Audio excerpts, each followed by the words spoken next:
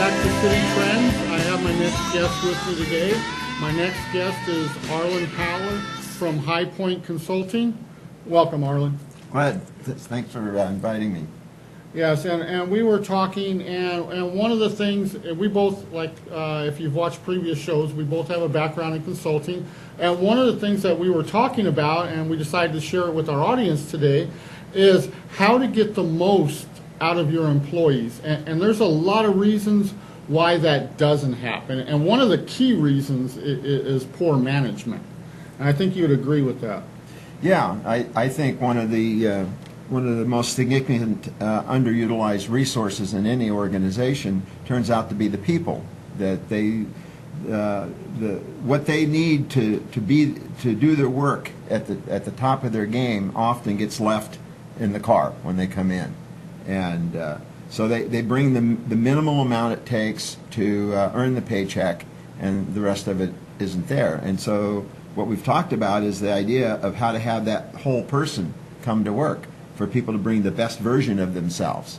And so I thought that would be a good thing for us to discuss today. And I've seen this, and I talk to corporations all the time. And I had the luxury of being in the Army during Colin Powell's era, and we got indoctrinated with what management and leadership should look like. And then even since I've been out, a lot of times I'll read those guys. One of the best that I've read is Stanley McChrystal. I don't know if you're familiar with Stanley McChrystal. He's a general, but what he did is he put his trust into his lower leadership. Right. And he let everyone make decisions at that level, and if they failed, they failed. But he wanted to trust his people, and his philosophy was, if I trust my people, I'll get the best out of them. Yeah, and I think that applies to the workplace. And a lot of the work I do in organization development is from the middle up, or even sometimes the front line up. And the people who know the most about how to optimize the performance of an organization are the people who are doing the performing. And so if we can establish that trust with the people who are doing the work and support them to bring their best performance, then we've got what Crystal was talking about, is we have the high point, the optimum level of performance. And the idea is, how do we remove the barriers that restricts that? What is it that causes people to leave so much of themselves in the car when they come into work, and to reverse that? A lot of times it's morale, and the military understood this, and some of the companies I worked for, they understood morale is critical. And one of the things that was happening is they were putting people into leadership positions because they did their time at the previous job, and they did a good job at that other level, and so they promoted them to the next level. But the next level required a different skill set. And a lot of times they were intimidated in this leadership position, and it ended up they took it kind of as a bully pulpit, and they were authoritarian, and they were less apt to loosen the reins for the employees when they were brand new to leadership. Yeah, and we deal with that a lot, because what happens when you move into a new position like that, it's new territory, and you're pressing into your own frontier in your professional development, and there's a high level of vulnerability and anxiety. And that can be harnessed to drive the success, or you can act out on it, and that's where the dictatorial overbearing is. It comes out of that anxiety and not feeling secure in the responsibilities that you've taken on. And so that is the wellspring of what is it that gets in the way of people bringing the best version of themselves to work. So we kind of touched at the genesis of it there. And one of the best leaders that I worked for, he shared with me the Peter Principle. And I hadn't heard of it prior to that. And the way the Peter Principle goes is, sooner or later, everybody gets promoted to the level of incompetence. And I thought that was great. And he said, look, we're promoting you. You're going to take on more responsibility because you have the attributes, and we want to put you at the next level. But if you struggle, that's okay, because sooner or later, everyone gets promoted to the level of incompetence, but we have a safety net here. And there is going to be a learning curve, and we're going to help you through this transition because you have all the other characteristics for this position. And I thought that was a great approach. Yeah, it is. And in fact, it addresses what I mentioned a moment ago about what is it that gets in the way.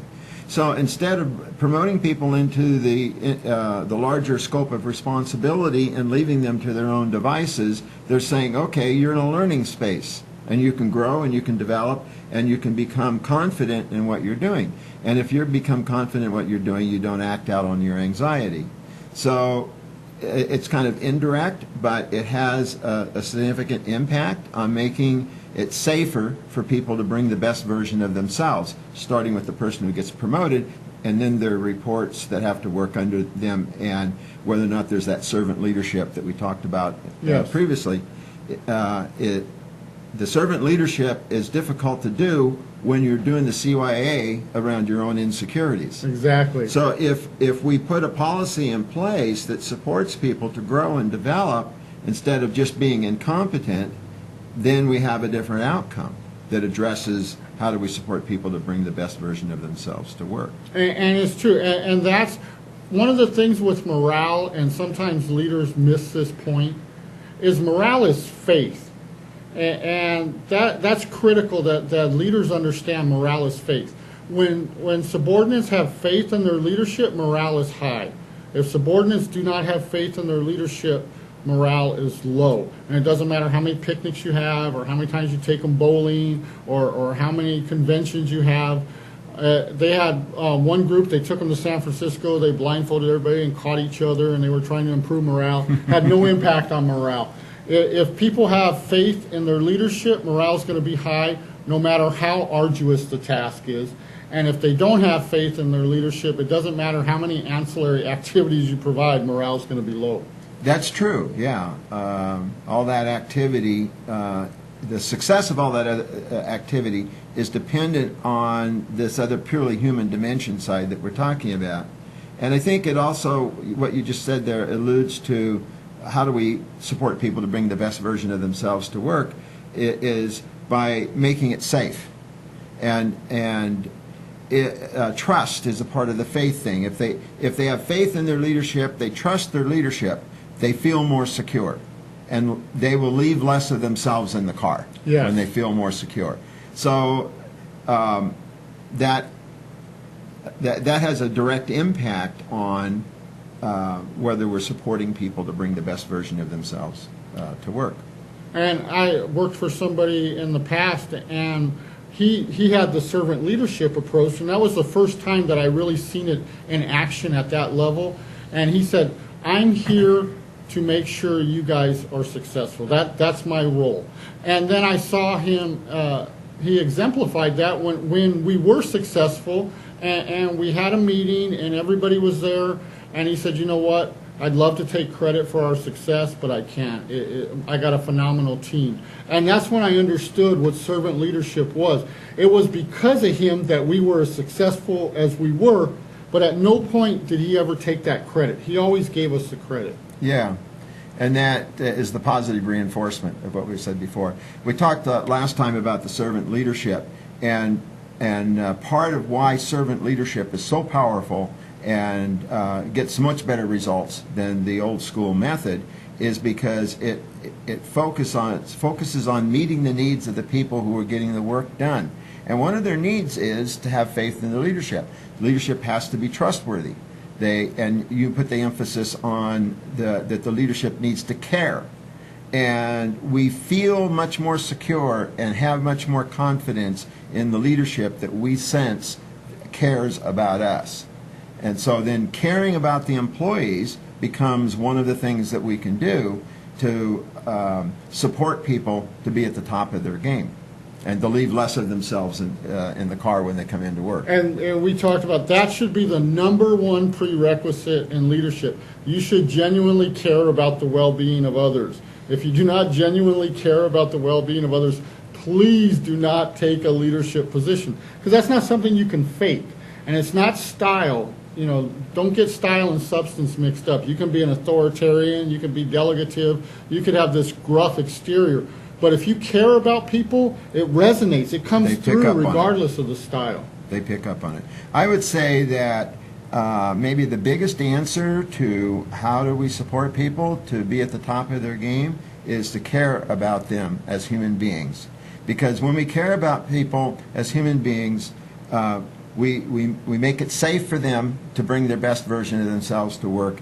We look for ways to make that feasible and possible for them. And in doing that, then we also help them understand what's in it for them to put out that extra effort to be at the top of their game. And there's all these ancillary benefits to that too. When you study the biology of leadership, if you genuinely care about other people and you help other people, your health actually improves from that. Yeah. It releases serotonins, endorphins, improves your immune system. There's all these ancillary benefits to having a team that cares about each other. You're going to have people calling in sick a lot less. That's right.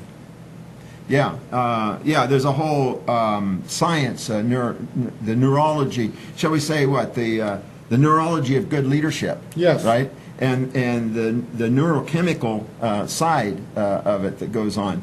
Oxytocin is one that there's been significant research done on, which is what drives us to be sociable and to care about people. And so when we choose to have this caring attitude, then there is a neurological response to that. So it's kind of interesting that the biology of it is. Oh, is yeah, interesting. and it resonates throughout the whole organization, and it comes from the top down. And so whenever I go to a company, if it's extremely dysfunctional, I always blame leadership, and some of them get upset, but they're the ones that create the atmosphere, and so you have to blame them. You know, if things are not running right, it's because of them, because they've created the environment and the atmosphere. Well, whether they like it or not, they have the power.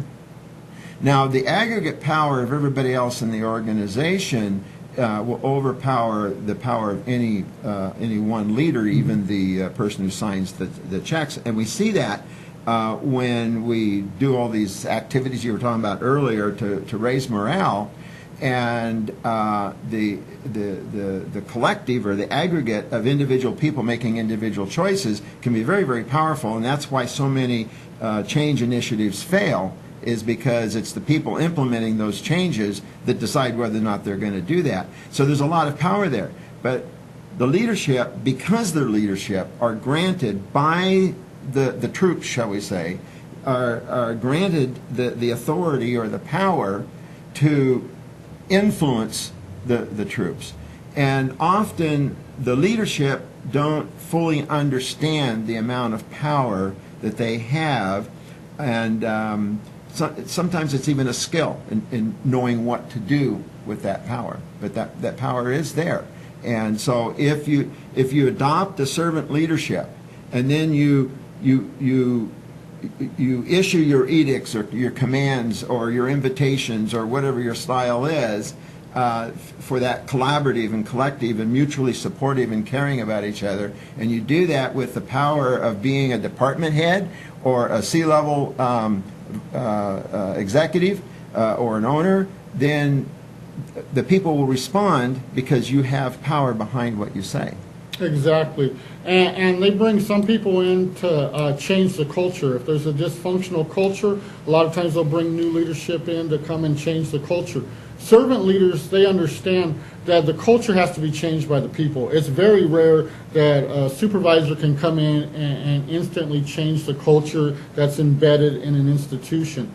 But what they can do is, if they come in with the right approach, they slowly change the culture, and then once it hits threshold, when you have new people at the company that have adopted the new culture, and you have more people that have adopted the new culture versus the old culture, then you hit threshold, and then the older people have to decide, are we going to buy into the new culture, it's a or are step we up going to or leave? step out. Yes, exactly. exactly. And in fact, that we have that zone in any organizational transformation process where you reach. My term for it is critical mass. Yep. But you get enough of you get enough people with enough influence that are adopting the new way to do business. Let's just say the dare to care way of doing business, and then it creates a situation where there's a peer pressure, and people either find their way to become a part of the group, or then they go on to other things. And sometimes they do that voluntarily, and sometimes it's done in the disguise of getting fired for poor performance. but what's underneath it is the step up or step out. I agree with you completely. And as you guys can see, Arlen and myself, we could talk about this for hours. Arlen, if people want to get a hold of you, how can they get a hold of you? 559-432-4776, or we're on the internet at www.highpointconsulting.net, and we have contact information there also. So if you have any questions, you're curious about any of the things that we're talking about, I'd love to talk with you. Give me a call and we'll chat. Okay, for all your needs, all your consulting needs, get a hold of Arlen at High Point Consulting. Thank you guys, and we'll be right back.